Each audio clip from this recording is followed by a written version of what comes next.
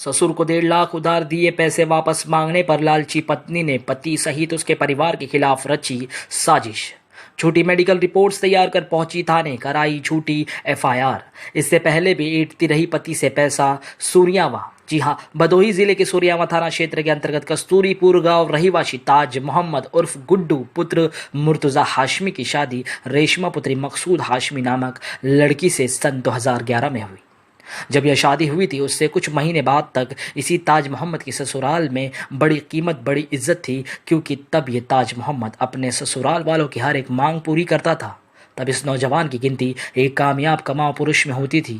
मगर अफसोस कि वक्त के साथ हालात ऐसे बदले कि आज दामाद और ससुर के बीच हुए पैसों के लेन देन के चक्कर में इंसानियत जाकर कहाँ गिर गई। यानी ससुर को दिए गए उधार पैसा वापस मांगने पर खुद की पत्नी झूठी मेडिकल रिपोर्ट्स तैयार कर इसी अपने पति ताज मोहम्मद सहित उसके परिवार के अन्य सदस्यों के खिलाफ झूठा एफआईआर दर्ज करा रही है। इससे पहले भी कई बार पैसा ऐंठ चुकी है, जिससे आज के नौजवानों को इस तरह की लालची महिलाओं से सतर्क रहने की ज़रूरत है, और जो पहले भैया फिर सैया बनाकर पति का रोज़ खून चूसने का काम करती है। जब पति उस लायक नहीं रहता तो उसी पति को दूध में से मक्खी की तरह निकाल कर फेंकने की कोशिश करती है। इस पूरे मामले में ताज मोहम्मद के पड़ोसी और इस रेशमा के मायके के लोग ही अपना नाम अखबार में न छापने की शर्त पर बताया है कि लालची रेशमा और ताज मोहम्मद की जान पहचान सन 2010 में हुई थी, जहां लालची रेशमा ने ताज मोहम्मद का मोबाइल नंबर लिया और फ़ोन पर बातचीत शुरू कर ताज मोहम्मद को अपने प्रेम के जाल में फंसाना शुरू किया, और धीरे धीरे वो अपने मकसद में कामयाब हुई और चोरी छुपे ताज मोहम्मद को अपने घर बुलाने लगी। ताज मोहम्मद इसी लालची लड़की के झांसे में फंस गया और लड़की के बुलाने पर उसके घर जाने लगा। लालची रेशमा का बाप मकसूद उर्फ तुतुरा नाच गानों की मंडली में बैंजो बजाने का काम करता है, और वो अक्सर रात में घर से बाहर ही रहता है, क्योंकि उसका प्रोग्राम ज़्यादातर रात में ही होता है। इसी का फ़ायदा उठाकर ये लालची रेशमा का पिता मकसूद उर्फ तुतुरा जब रात में प्रोग्राम के लिए बाहर जाता था तब ताज मोहम्मद को रात को घरों में रेशमा बुलाती थी। धीरे धीरे ताज मोहम्मद इस लालची रेशमा के प्यार में इतना पागल हो गया कि इसकी हर मांग पूरी करने लगा। उसके बाद रेशमा ने ताज मोहम्मद से शादी के लिए दबाव बनाई और अपनी अम्मी से कहकर पिता मकसूद को ताज मोहम्मद के घर रिश्ता भेजा, मगर ताज मोहम्मद के पिता ने साफ मना कर दिया। मगर ताज के पिता को ये बात मालूम नहीं थी कि इन दोनों का पहले से ही चक्कर है और दोनों अवैध रूप से मियाँ बीवी बन चुके हैं।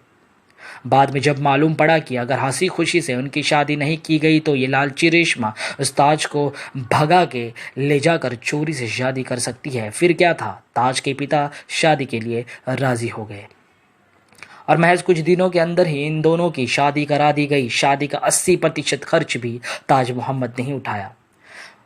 उस समय ताज मोहम्मद कमाऊ पुरुष था, उसके लिए पैसा और रुपया कोई मायने नहीं रखता था। जब इस लालची रेशमा ने उससे कोई डिमांड किया तब इस ताज मोहम्मद ने उससे हर एक डिमांड को पूरा किया।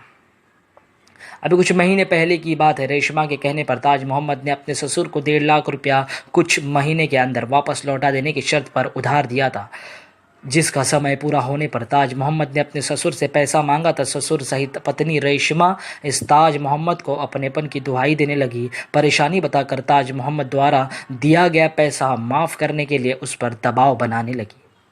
ताज मोहम्मद के ना मानने तथा पैसा दोबारा वापस मांगने पर इस रेशमा ने कई बार दहेज प्रथा में जेल भिजवाने की धमकी भी ताज मोहम्मद को देने लगी। जब ताज मोहम्मद ने आखिर तक नहीं माना और पैसा मांगना जारी रखा तो इस लालची रेशमा और उसके बाप ने मिलकर ताज मोहम्मद और उसके परिवार के अन्य सदस्यों के खिलाफ साजिश रचना शुरू की। एक रात रेशमा ने अपने पति ताज मोहम्मद से जानबूझकर कहासुनी की, जबकि यह झगड़ा पिता मकसूद के इशारे पर सुनियोजित था, और इसी कहासुनी को मुद्दा बनाकर रेशमा बिना पति ताज से पूछे चोरी से अपने मायके चली गई।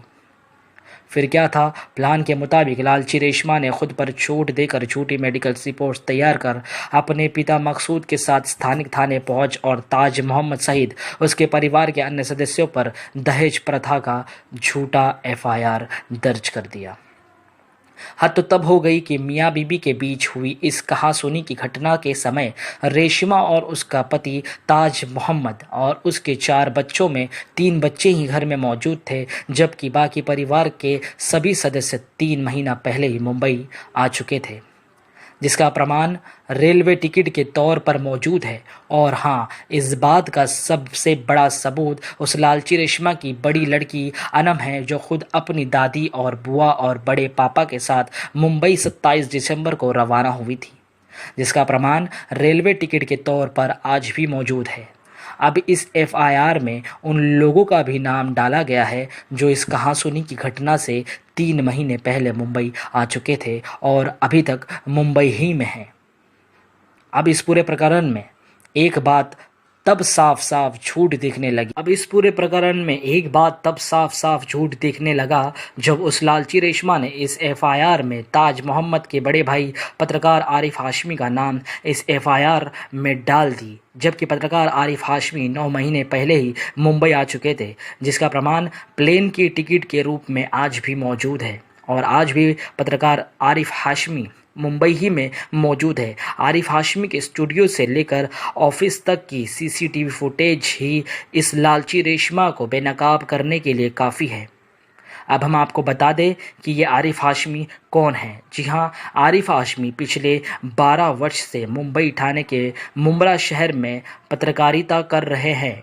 ये निर्भय नगरी अखबार के प्रधान संपादक है, great Indian TV news channel के चीफ एडिटर है, भारतीय स्वतंत्र पत्रकार संघ के राष्ट्रीय संगठन मंत्री भी है। इसी के साथ साथ शिवसेना पार्टी में भी जुड़े हैं और शिवसेना पार्टी में वे ठाणे जिला प्रवक्ता पद पर रहे। ऐसे सम्मानित व्यक्ति पर एक लालची महिला द्वारा झूठा एफआईआर दर्ज कराना और एक झटके में पुलिस द्वारा एफआईआर दर्ज करने लेना अपने आप में एक सवाल खड़ा करता है। मियाँ बीवी के इस कहासुनी की घटना के दौरान ताज मोहम्मद के अलावा उसके परिवार का एक भी वहां पर सदस्य नहीं था। बावजूद इसके लालची रेशमा ने पूरे परिवार को फंसाने की कोशिश इसलिए की ताकि ताज मोहम्मद तुरंत डर जाए और उधार दिया हुआ रकम तुरंत माफ़ कर दे। इस मामले में हमारे संवाददाता अशोक पांडे ने ताज मोहम्मद से फ़ोन पर बात की तो उनका कहना है कि सत्य परेशान हो तो सकता है पर परिचित नहीं हो सकता। जब हमें पता है कि हम सच्चाई पर हैं तो फिर हमें न डरने की ज़रूरत है, न छिपने हटने की ज़रूरत है। आगे ताज मोहम्मद ने कहा कि इस मामले की जांच पुलिस कर रही है।